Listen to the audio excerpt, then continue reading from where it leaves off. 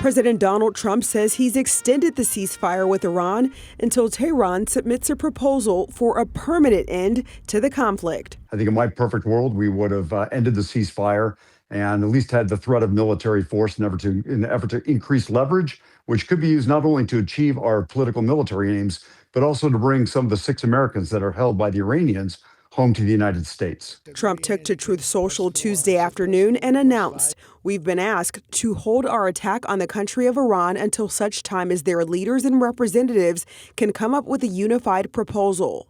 A stark change from the president's previous messaging that he expected, quote, to be bombing if a peace deal wasn't reached by the Wednesday ceasefire deadline. Iran's learned some dangerous lessons about its ability to influence the region and the world by controlling the straits. American munitions stockpiles are much diminished. America's relations with its Gulf partners, with its allies in Europe and Asia are strained. A U.S. delegation led by Vice President J.D. Vance and other top U.S. officials was expected to travel to Pakistan for a second round of Iran peace negotiations aimed at ending the war, but their travel was put on hold. Iran never confirmed its attendance at the discussions. I'm Sherelle Hubbard reporting. If you're on the internet, you've likely seen these highly popular Iranian Lego-style videos. Run back to your crib, you ain't safe on these blocks, get lost, Goldilocks! Published almost daily, these detailed videos with American and Western cultural references have taken the world by storm. The group that makes these publishes across social media platforms, but recently had their YouTube account shut down for showing violent content. But who is behind these videos? Is it Iranian government propaganda? Are they in Iran or are they outside Iran? I spoke to the creators behind the viral Iranian Lego-style videos. I reached out to the team on X, introduced myself, and requested an interview. They promptly responded back and asked where I was from. As an Iranian journalist, I did expect this, and from there, the conversation switched to Persian. Before agreeing to interview with me, they asked if I was in support of the US and Israel's war with Iran. This was my response. As a professional and impartial journalist, my duty is to report events as objectively as possible, without the interference of my personal opinions. As an Iranian, I would never welcome the destruction of my country. After another round of questions, these in English, we agreed to the group's first interview with an Iranian journalist and agreed to do the interview in Persian. Turns out, Explosive Media is a small team of Gen Z creators. 18 to 25 years old, they say they all reside in Iran, and most have never left the country. Their spokesperson, who requested anonymity, said the initial goal of these videos was to show the outside world what Iranians are like: educated, culturally relevant, and funny. We know that the West has a bad perception of us. They don't know us at all. We wanted to break down this wall of censorship. We wanted to say that we're funny, funnier than you even. We understand culture and the arts, and we are incredibly educated. We know and understand your American culture well. You don't unfortunately know as much about our culture. We hope that you learn more about ours. While the Explosive Media team is clear that they support the government, they told me that their videos reflect their own independent political views. We are committed to the Islamic Republic. That's our belief, our point of view. No one has to tell us that. Before the war, we made critical videos of the government just like other media companies that criticize their governments. But once there is a war, internal fights no longer matter. There has been some question as to whether they work for the Iranian government or have them as a client. We did not say we work with the IRGC. We're like any other media company in the world. When they create something, the rights for distribution can be bought. The rights for distribution of some of our videos in Iran have sometimes been bought by state media.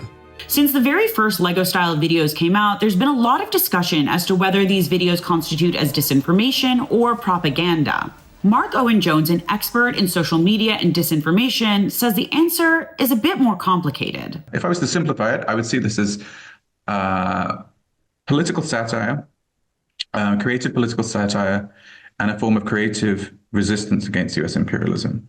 The fact that it's leveraged by the Iranian regime, of course, that's just what they're going to do if it's effective and successful. And I think to try and frame it as either pro or anti-government or government propaganda is a bit complicated. Whether satire or propaganda, these videos speak to a moment in social media and geopolitics, one that the Iranian government has adapted to. And I think the regime have become very savvy about the importance of social media, certainly domestically. I think internationally they've been savvy about that. And it's not just social media trends that have led pro-government Iranians to making these videos. The 2.5-year Gaza war has fundamentally changed the landscape in media and people's perceptions of the US and Israel. But I really do think that the Gaza war has unleashed or has created a level of criticism of Israel in US politics and European politics that we have not seen before. And I think the creators of these videos and the Iranian regime in general know that, and they are using that to kind of emphasize that this war is not in the interest of Americans, but the interest of Israel. I think these are themes that resonate very profoundly amongst not just the left, but also the right, or certain aspects of the right. The rise of explosive media and Iran's new social media strategy has coincided with an internet and communications blackout in Iran. A blackout that has left millions of Iranians cut off from the rest of the world. So how do these videos manage to make it out? Iran has set up an internal internet system for local companies and banks. And for people who can afford it, they buy VPNs and even Starlink. But explosive media doesn't use any of those. The group applied for an internet license as a news media company. The license allows news outlets to connect to the global internet. The process is long and the criteria unclear. As we wait for a possible deal to end this war, explosive media says they too hope for peace. And in the meantime, they say they'll keep making these videos. 5 reclusos muertos deja un motín en el recinto de máxima seguridad Yare 3, ubicado en el estado Miranda. Tras horas de rumores y angustia de los familiares de los privados de libertad, quienes denunciaban la suspensión arbitraria de visitas, incomunicación y falta de información oficial, finalmente el Ministerio para el Servicio Penitenciario rompió el silencio y confirmó que el lunes se registró una riña colectiva que terminó convirtiéndose en una reyerta. Pese a que el Ministerio Público asumió la conducción de las pesquisas y los fiscales buscan esclarecer las causas exactas que originaron el conflicto interno, algunos familiares se reúnen afuera del recinto exigiendo fe de vida de otros reos, pues no ha habido información del resto de los detenidos. Ellos son seres humanos, yo tengo a mi hijo ahí, no sé si está vivo, si está muerto, por favor, ayúdenos todos. Necesitamos información y si están heridos que los trasladen a un centro asistencial. Necesitamos respuesta ya. Denuncian que no solo es la negativa de visitas, sino que también tienen problemas con el ingreso de paqueterías donde las familias suelen llevar comida, medicinas e insumos básicos y las traen desde el interior del país. Yo vengo de Carúpano hasta acá y el otro día, la última vez que vine, llegué a las 12 en punto y cuando llegué no me dejaron pasar la paquetería. ¿Motivo? Porque ya por la hora y que era hasta las 12, pero llegué a las 12 en punto, incluso estaba aquí y de ahí para allá no me dejaron pasar. Y como a mí, a otras personas que venían de otros estados, de lejos. Yare 3 fue concebido como un establecimiento blindado para aislar a líderes de bandas criminales y delincuentes de alta peligrosidad. Sin embargo, detrás de estos muros, la realidad es más compleja. Familiares denuncian un retraso procesal crónico que mantiene a cientos en un limbo jurídico.